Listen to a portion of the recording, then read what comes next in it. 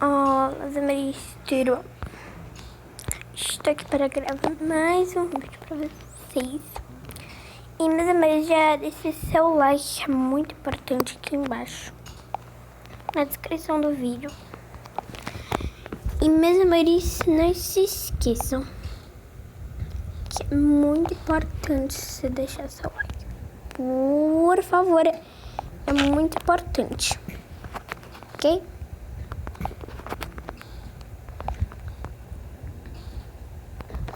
E bom, pessoal, hoje eu vou ensinar como colocar a sua própria capa, ok? Deus, como colocar o seu sonzinho aqui na configurações, o seu som, que é esse som aqui, ó, ok? Você vai aqui você vai em som e notificações. Em notificação pode estar som e tudo bom. Volume do alarme, volume do toque. Aqui, também vibrar para e você vai clicar em outros sons.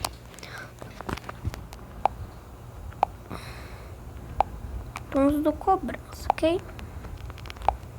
Vibrar do cara. De toque e desbloqueio da tela, ok? Ok, e já disse super like. Por favor, que eu tô tentando muito ter os 8 inscritos pra poder a gente fazer a meta. Pra poder eu comemorar a meta de 8 inscritos, ok, meus amores?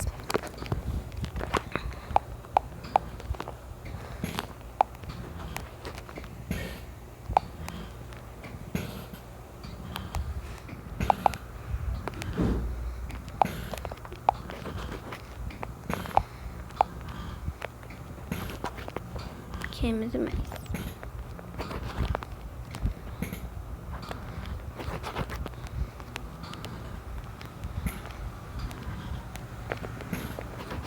Aqui no nariz.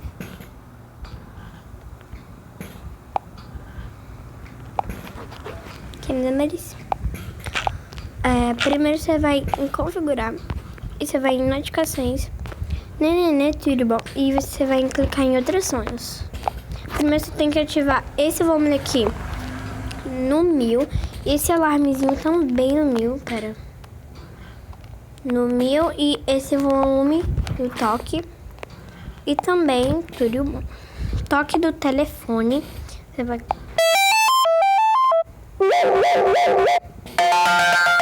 Ok?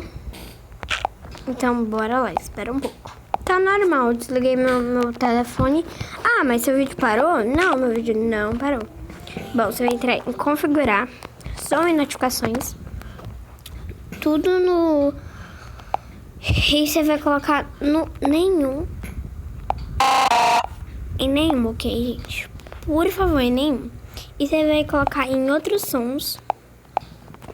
E você vai fazer isso aqui, ó. Tom do teclado. Vibrar ao tocar, tá, gente? E som de cobrança não ativem. Nem o tom de bloqueio também ativem.